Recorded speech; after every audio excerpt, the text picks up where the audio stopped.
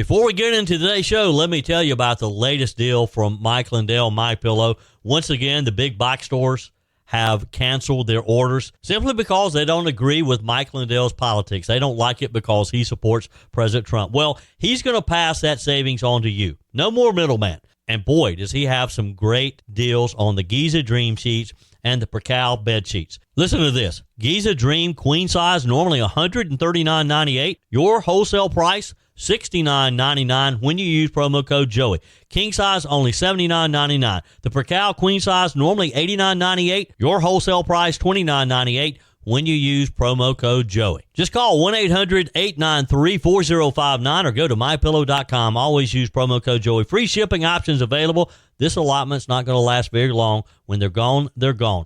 mypillow.com. Promo code Joey. Thanks for joining me in the PhD Weight Loss and Nutrition Studios. To lose weight for the last time, visit myphdweightloss.com. Welcome into today's show. Wow, what a day we had yesterday. President Trump sealing the deal, first speaking before the Israeli Knesset, then traveling to Egypt where he was joined by world leaders to sign the most significant peace deal in modern times. We have the latest from yesterday's historic meetings around the world. During his speech yesterday, Pakistan's prime minister says he will nominate President Trump again for the Nobel Peace Prize. And former President Joe Biden reacted to President Donald Trump's historic Israeli-Hamas peace deal yesterday. And he didn't exactly congratulate the president. This poor man still believes his administration was on the verge of accomplishing the same deal. Wow, we have that for you, too. Airports in Portland, Oregon, Seattle, Washington, and 3 in New York, Niagara Falls International, Buffalo, Niagara, and Westchester County Airport have all refused to air a PSA by Department of Homeland Security Secretary Kristi Noem explaining why the government is shut down. The officials in these blue state airports say that Noem's message violates their nonpartisan policies. And a new Family Research Council study reveals troubling decline in biblical convictions among U.S. churchgoers. A lot to cover today. Let's get started. I told you we'd be back. And ye shall know the truth, and the truth shall make you free. It's Joey Hudson. I wanted to name it the Joey Hudson bill, but, they don't allow you to put names on bills. But I wanted to call it the Joey Hudson bill because I know that one's been near and dear to you for a number of years. That's how it's done. Let your voice be heard. And the truth shall set you free. Here's Joey Hudson. In his opening remarks to the Israeli Knesset, President Trump spoke of the new peace in the Middle East and the blessing of having the hostages returned to their families.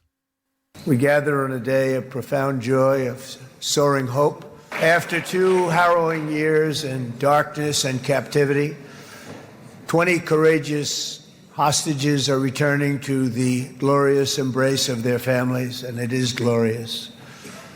28 more precious loved ones are coming home at last to rest in this sacred soil for all of time. After so many years of unceasing war and endless danger, today the skies are calm, the guns are silent, the sirens are still, and the sun rises on a holy land that is finally at peace, a land and a region that will live, God willing, in peace for all eternity. Wow, what a speech yesterday. And I watched both of them. I watched when he spoke to the Knesset. Then I watched as he spoke in Egypt. I mean, it was just truly an emotional day across Israel and around the world. 20 hostages, the last living captives held by Hamas, are finally home. After 738 days in captivity, they returned to their families, and the scenes are just unforgettable. Think about that for a minute. 738 days. These poor people have been held in dark, dank tunnels and just the worst scenarios. The Israel Defense Forces released videos on social media of a lot of the emotional reunions. One post simply said, "Watch the moment that Ethan Moore reunites with his parents." Another showed Ram Berlasky, Nimrod Cohen, and Ethan Horn being embraced as they returned to Israeli soil. They called it Operation Returning Home, and for many, that's exactly what it felt like, a long overdue homecoming after 2 unthinkable years. These hostages were released as part of a broader ceasefire plan, of course, brokered by the president, which appears to have brought an end, at least for now, to the long standoff. And our prayer now is that it holds, that all the parties involved will uphold their part of the agreement.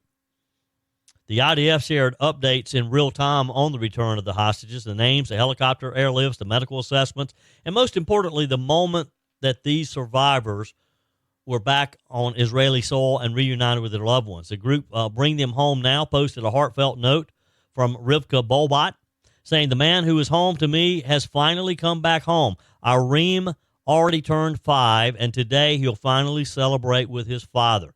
And others said, told their stories. Tal Kuprinstein stood tall, holding the Israeli flag, keeping a promise to his son Bar. Omri Miran arrived at Ishali Hospital and waved to his daughter Ronnie, who had waited 2 long years, wearing a shirt she had made for her dad.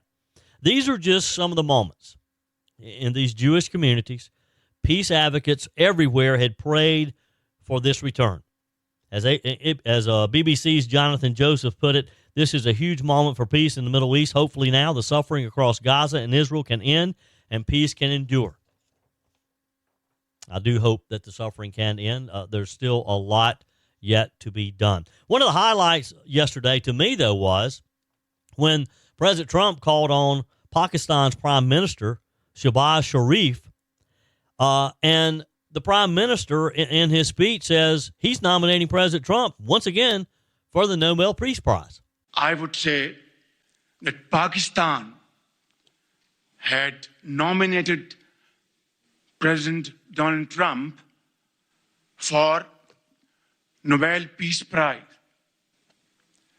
for his outstanding, extraordinary contributions to first stop war between India and Pakistan and then achieve ceasefire along with his very wonderful team. And today, again, I would like to nominate this great president for Nobel Peace Prize because I genuinely feel that he is the most genuine and most wonderful candidate for Peace Prize because he has brought not only peace in South Asia, saved millions of people, their lives. And today, here in Sharm el-Sheikh, achieving peace in Gaza is saving millions of lives in the Middle East. Mr. President, I would like to salute you for your exemplary leadership, visionary leadership. And I think that you are the man this world needed most at this point in time. World would always remember you as a man who did everything, went out of the way to stop 7 and today 8 wars. Folks, this is high praise from a world leader who, frankly, probably doesn't hand out compliments very often. Again, this yesterday, as world leaders gathered in Egypt, where President Trump joined these leaders to sign the first phase of the Gaza peace agreement, the Pakistan Prime Minister was standing beside the president. And I want you just to pause for a second and put this in perspective. Pakistan and Israel don't even have formal diplomatic relations. For decades, Pakistan's government have kept their distance from Israel out of solidarity with the Palestinian cause. So for Pakistan's prime minister to publicly stand next to President Donald Trump in front of the world and call him a visionary who saved millions of lives, that's pretty significant. That's pretty monumental. It's another reminder that whether the political establishment in Washington wants to admit it or not, Donald Trump's foreign policy record speaks for itself, speaks loudly for itself. I mean, you got to remember, this is the president who brokered the Abraham Accords, defeated the ISIS caliphate, brought North Korea to the negotiating table, strengthened NATO's accountability by demanding members pay their fair share. Remember that? And now, as he returns to the White House again, has managed to end the Israel-Hamas war that many thought would never stop, and he did it in the first 6 months or so. I guess this is 7, 8 months? In the first months of his administration. Not even finished a year yet. We can, anybody can love him, they can hate him, but you can't deny what a track record this man has. You can't deny it. And that's exactly what the Prime Minister of Pakistan said in his speech. He looked at Trump and he said, Mr. President, I would like to salute you for your exemplary, visionary leadership. I think you're the man this world needs most at this point in time. Folks, we witnessed history yesterday. Again, our prayer now is that this peace holds and everyone upholds their end of the bargain. Let's be honest, those summer vacations and backyard barbecues added some extra pounds, right? But instead of feeling guilty or falling further behind, it's time to reset, drop the weight, and get back in control. The solution isn't a shot. Real lasting weight loss starts with your mind, not your mouth. At PhD Weight Loss, Dr. Ashley Lucas and her team help you uncover the real reasons behind your weight gain so that you can reprogram the way you think about food forever. PhD clients lose up to a third of their body weight without ever taking a drug. I know because I lost 33 pounds with PhD Weight Loss. Through real food, behavioral coaching, and proven science, your body can become a natural fat-burning machine. Why risk spending thousands on shots that strip away muscle, come with dangerous side effects, and leave most people regaining 60% of the weight within a year? With PhD, you'll activate your body's natural appetite control, burn fat safely, and stay in control. Even if you're already on Ozempic, PhD can help you transition off while still losing weight. Take the first step today. Call 864-644-1900 or visit myphdweightloss.com. Over the past few weeks, with the assassination first of Charlie Kirk, now the release of the hostages, we've had a lot of people talking about prayer, talking about their faith. And on the surface, I feel like there's a renewed sense of people wanting to get closer to God. Do you feel that as well? We certainly have seen many over the past few days acknowledge that none of this in Israel would have happened had it not been due to the hand of God being involved. There's so many levels to that. Had God not spared Donald Trump's life in Butler, Pennsylvania, maybe this would not have happened. So I was surprised when I saw a new study that was just released by the Family Research Council. One of the biggest concerns I hear from listeners, from pastors, parents across the Carolinas and across the country, it's not just about Washington politics or the next election. It's about what's happening inside of the church and what's happening with the faith community. This new study released this week by the Family Research Council confirms what a lot of us have kind of sensed, but we didn't want to necessarily admit it. And some other polls and studies have shown the same thing. America's churchgoers are changing. I think we kind of recognize that, but maybe not in a good way. According to a brand new report, the Family Research Council and the Cultural Research Center at Arizona Christian University, even among those who attend church regularly, people sitting in pews at least once a month, biblical conviction on core moral issues like family, gender, and the sanctity of life is sadly fading fast. And that pains me to say that.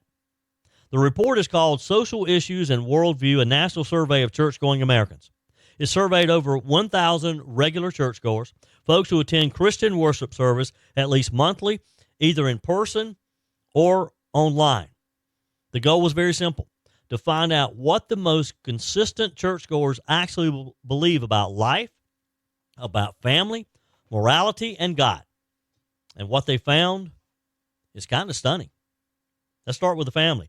When asked to define what a family is, less than half, just 46%, said family is what Scripture describes, a man and a woman married to each other with their children and relatives. Nearly 1 in 5 said the definition of family changes over time or across cultures. Another 20% said family is any group of people who care for one another.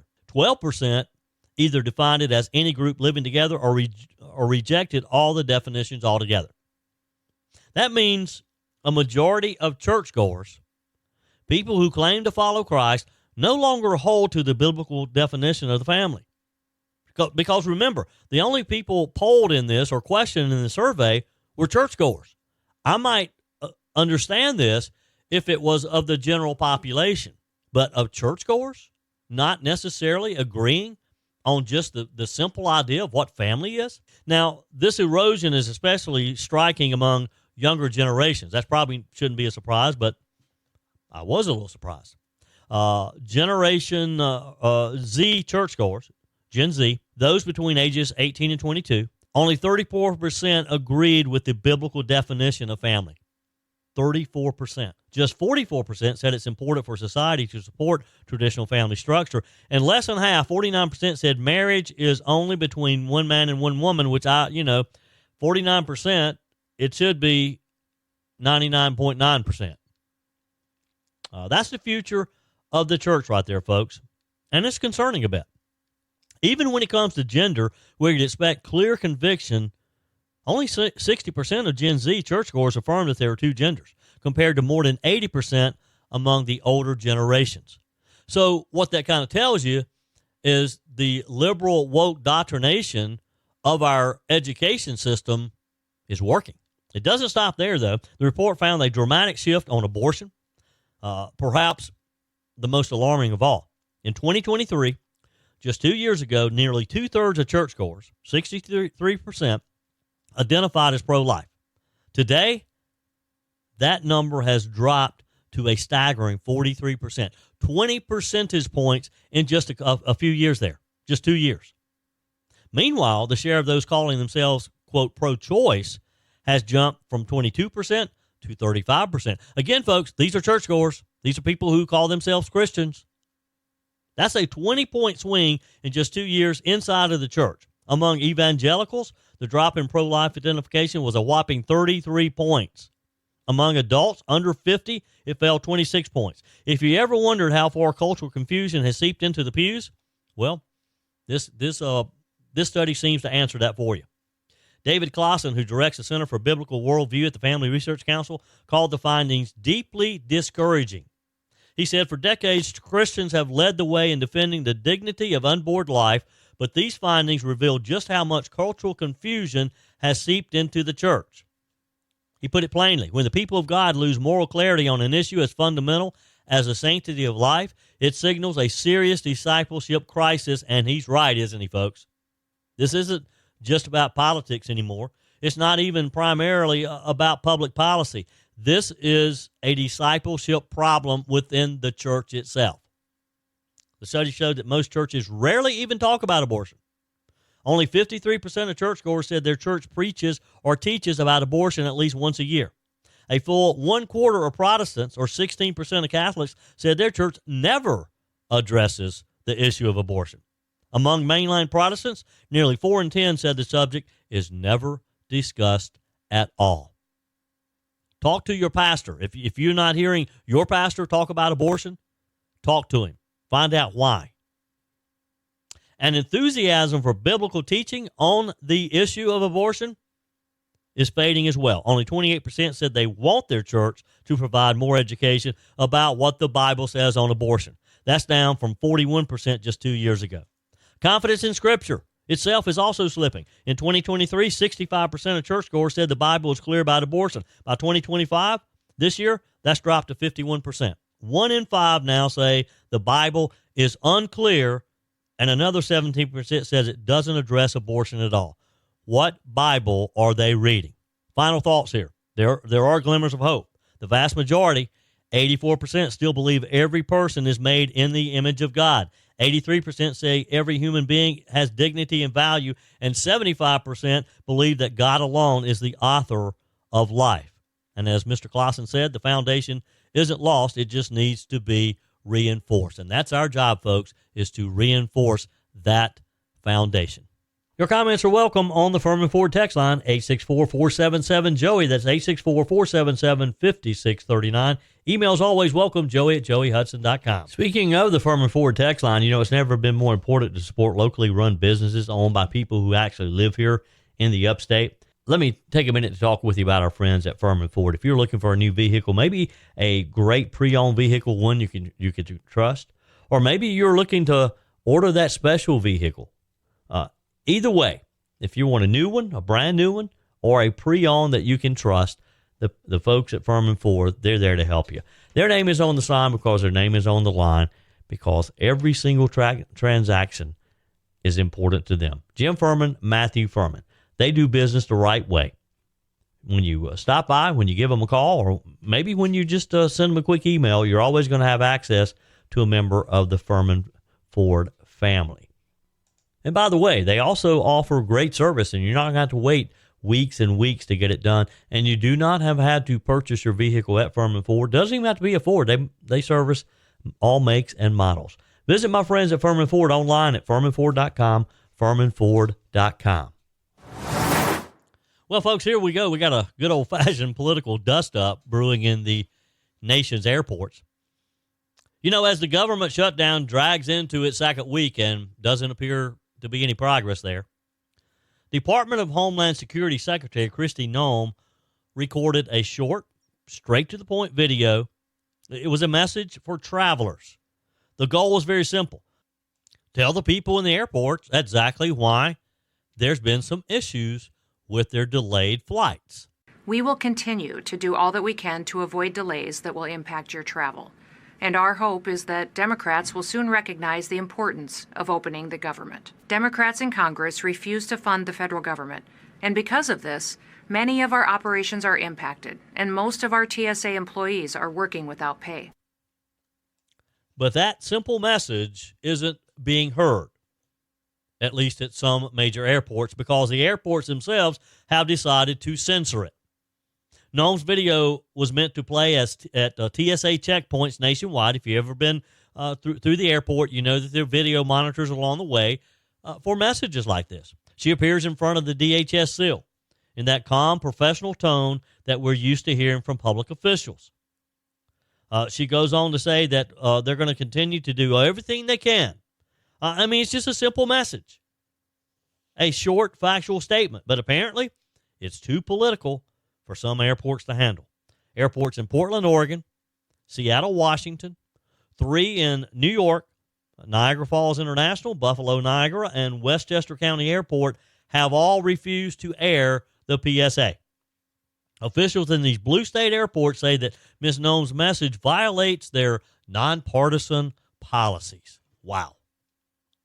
A Port of Seattle spokesperson said the airport won't play it because of its political nature of the content. They told the Seattle Times, quote, "We continue to urge bipartisan efforts to end the government shutdown and are working to find ways to support federal employees working without pay." Meanwhile, officials at Portland International Airport went even further. They claimed that airing the PSA could violate the Hatch Act, which prohibits federal employees from engaging in political activity while performing official duties. She is a secretary. She's a U.S. secretary in the Trump administration cabinet. A Portland official told a local ABC station, "We didn't consent to playing it as we believe the Hatch Act clearly prohibits using public assets for political purposes and messaging." Yeah, Portland officials are suddenly wanting to play by the rules. They also cited an Oregon law barring public employees from promoting or opposing any political party or affiliation and said playing the video would violate that law. Look, the truth is the truth. Sometimes it hurts. The Democrats are the reason our government is still shut down. It's just that simple. The Oregon officials are really stretching it because last time I checked, explaining the cause of a government shutdown isn't campaigning for office. Over in Westchester County, New York, County Executive Ken Jenkins, who's a Democrat, by the way, called Noem's message inappropriate, unacceptable, and inconsistent with the values we expect from our nation's top public officials. He said the PSA politicizes the impacts of the shutdown and described its tone as unnecessarily alarmist. His statement went on to say, "At a time when we should be focused on ensuring stability and collaboration, this type of messaging only distracts from the real issues and undermines public trust." Really? I'd say refusing to play an informational video from the Homeland Secretary during a shutdown is what undermines public trust. Let Donald Trump get a hold of this. You may lose your federal funding. Let's go over to Niagara Frontier Transportation Authority, which oversees the Niagara and Buffalo airports, said their decision wasn't personal, it was just policy. They told a local NBC affiliate in their area, We have a long-standing policy banning partisan messaging in our facilities. Therefore, we're not airing this video on airport-controlled screens.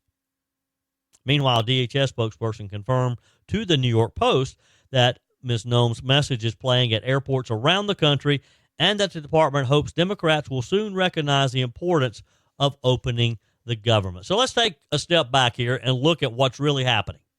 The Secretary of Homeland Security, the person responsible for the Transportation Security Administration, Customs and Border Protection, and other key agencies, is simply informing the traveling public that their airport experience may be slower because of a government shutdown. And she doesn't go into this detail, but if you're concerned about the fact that she blames it on the Democrats, that's a fair statement, because how many votes have they had now? And how many times have the Democrats voted no to keep the government from reopening and to keep it closed? Every single time. Wow.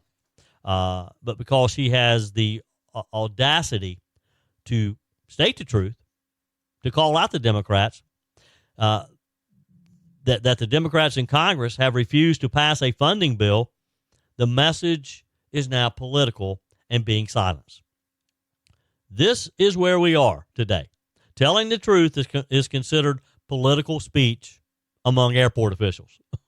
And let's not forget this. Let's not forget how we got here. Again, it shut down starting on October the 1st after Senate Democrats rejected a clean continuing resolution, a short-term bill that would have kept the government open through November 21st. Chucky Schumer told his Democrat colleagues, do not vote for this. Every single Senate Republican voted for it, along with a few moderate Democrats, like John Fetterman from Pennsylvania. But the majority of Democrats kept it from passing. Now TSA agents, Border Patrol officers, countless federal workers are on the job without getting a paycheck. That's not Kristi Noem's fault. That's not the TSA's fault. It's not the White House's fault. It's Congress. And specifically, it's the Democrat members of the U.S. Senate. What's interesting is that the same airports crying partisanship didn't seem to have a problem airing government PSAs in the past, including messages from Biden-era officials that routinely blame climate change, disinformation, or extremism on conservatives. That was okay, though. That was all right. We can air that. Apparently, those weren't political. This is the double standard that Americans are just simply tired of. It's not just about airports. It's about the broader effort to suppress speech that doesn't fit the liberal woke narrative. If Secretary Noem had said, we're all in this together, call your Republican congressman, I'd understand the objection. Except we wouldn't have this conversation. Because if she'd said, simply call your Republican congressman, they probably would have aired that. They wouldn't have seen the partisanship in that. But she didn't say that. She simply told the public who's responsible for the shutdown. This is also part of a bigger picture. Noem, since joining President Trump's cabinet earlier this year, has become a lightning rod for the left, especially after her tough stance on immigration and her role overseeing border security. The left hate her. She's unapologetically conservative, direct, and doesn't tiptoe around political correctness. They probably hate her second to Donald Trump. For this reason, she's targeted every time she opens her mouth. But here's the irony. She's standing up for TSA workers who are Democrats, but also Republicans. They're independents. They're just Americans. They go to work every day. It's their job because they want a paycheck. She's trying to explain why they're working without pay and calling for the government to reopen, and somehow that's considered inappropriate. I guess we don't want these TSA agents to know why they're not getting paid or whose fault it is. So let me ask you this. If an airport can censor a Homeland Security Secretary's official message because it doesn't like her political tone, where does this end? What other things can they not allow? Do we now have Democrat airports and Republican airports? Will every government PSA be filtered through a partisan lens? At what point do Americans get to hear unfiltered truth from their government officials? You tell me. Folks, this shutdown is now dragging we're in 2 weeks now, aren't we? Millions of Americans are being affected, and more are being affected every day. From border agents to park rangers to TSA screeners. And instead of letting travelers hear directly from the official in charge, these airport bureaucrats, again, who many of them, lots of their salaries or a large portion of their salaries being paid by federal tax dollars, they're deciding what you can and you can't hear. You think about this, and you go back and you listen to what she's actually saying, and you think, this just can't be true. What's the big deal here? Why are they upset with the truth? I hope every single one of them are called out. And I got a feeling they probably will be. Again, airports operate primarily with federal dollars. They want their budgets cut. I'll bet you Donald Trump will accommodate them on that one. Many times in the past, I've talked about South Carolina's death row.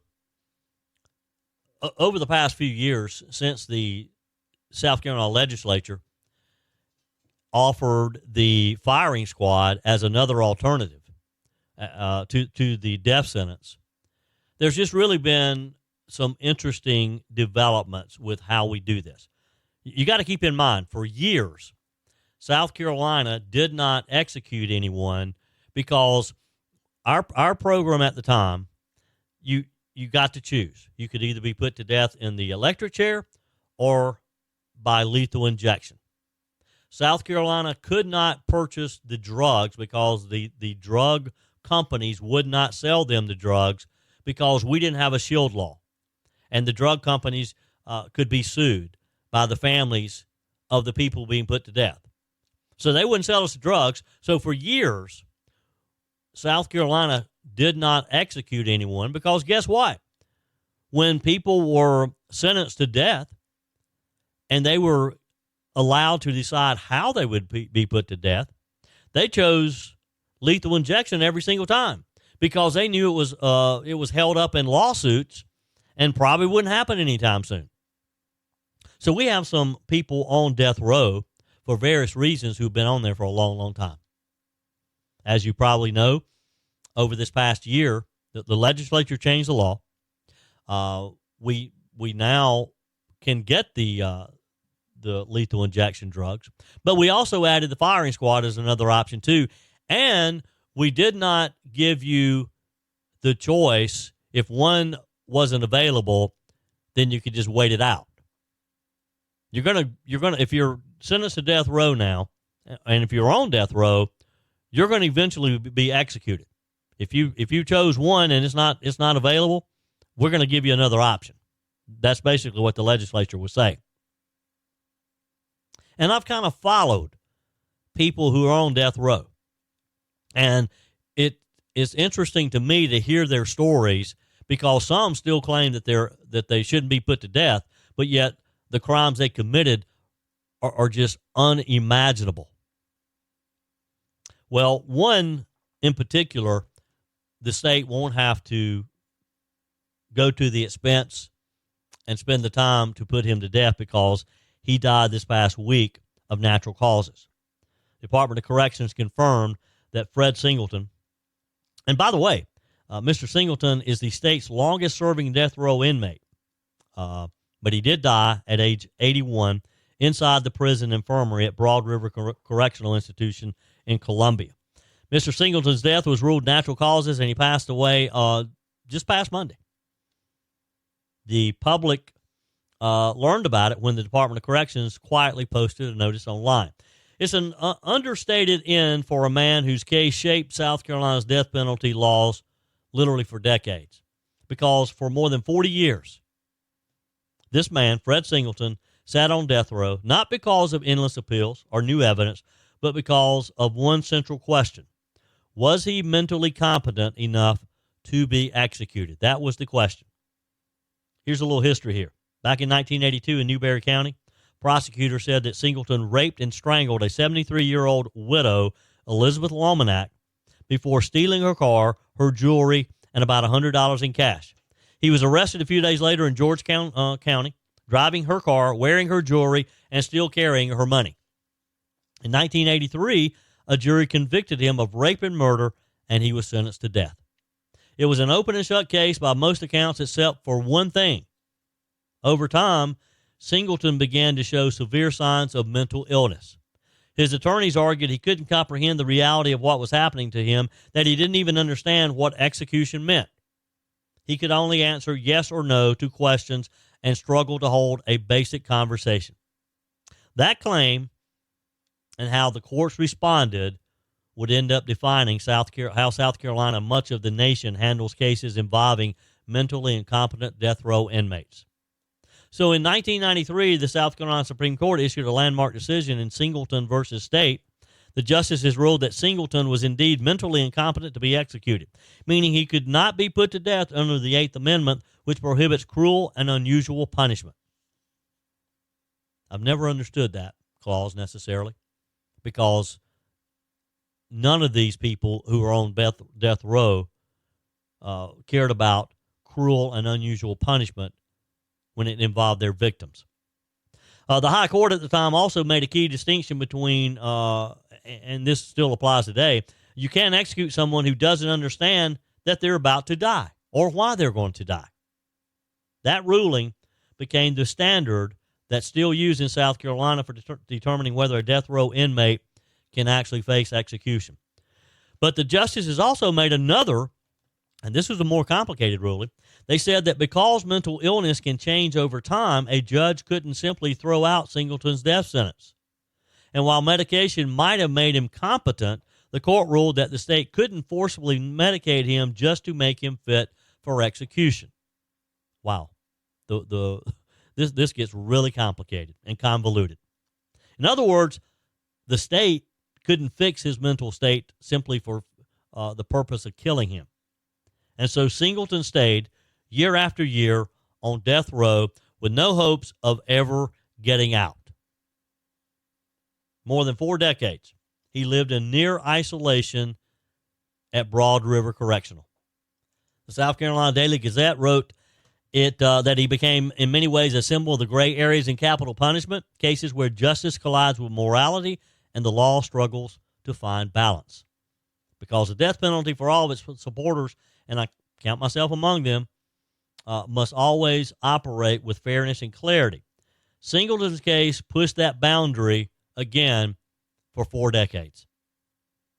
Now, since South Carolina resumed executions in September of last year, 2024, after it was 13 years, the state has executed 6 inmates, with 2 more declared competent but still appealing their cases.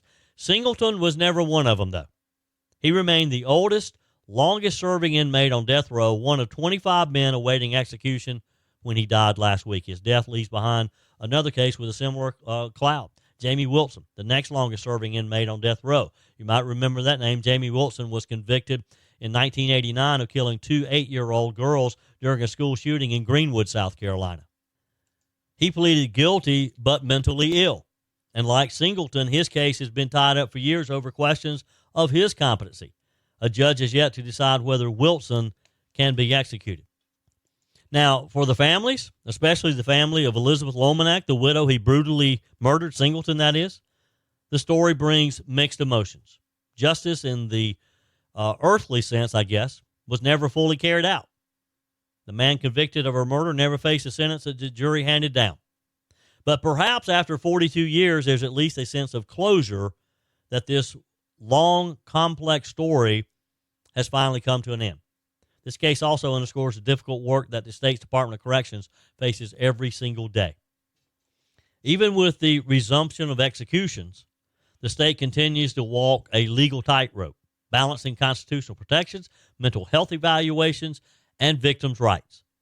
And as these cases move forward, and as the courts revisit the fate of other inmates like Jamie Wilson, Singleton's story will continue to serve as a precedent and a cautionary tale, and the defense attorneys will latch onto it every single time for their clients. And hey, you can't blame them. That's their job. That's what they're there for.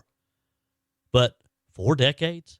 Fred Singleton entered death row when Ronald Reagan was president. Think about that.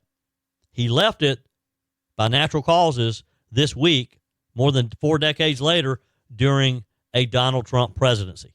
That's a lifetime spent in the narrow space between justice and mercy, sanity and madness, punishment and delay. And according to his attorneys and officials, he never really knew where he was and why he was there. That's it for today's edition of Just the Truth. Thanks for joining me in the PhD Weight Loss Studios. To lose weight for the last time, visit myphdweightloss.com. If you haven't joined my mailing list yet, visit my website, joeyhudson.com. Click on the Connect with Joey button so that you can receive our emails and the most up-to-date news. Also, join me on my YouTube channel. Be sure and like, comment, and subscribe. Just search for Joey Hudson. As always, thanks for spending a few minutes of your day with me. Do me a favor and forward this episode to a few friends. Just click on the share button and send to your contacts. We need to build an army of conservatives to win our country back, and we can do that by continuing to share the truth with our friends and family. Keep those comments coming via the Furman Ford text line 864-477-JOEY. Email to joey@joeyhudson.com, and I love your messages on the MyPillow message line. Again, that's 864-477-JOEY, 864-477-5639. Be sure and take advantage of the MyPillow special, just $14.88 on the standard MyPillows when you use promo code Joey. Order online at mypillow.com or call 800-893-4053. We're back again tomorrow and hope you'll plan to join us. Until then, remember, God's got this. He's still in control.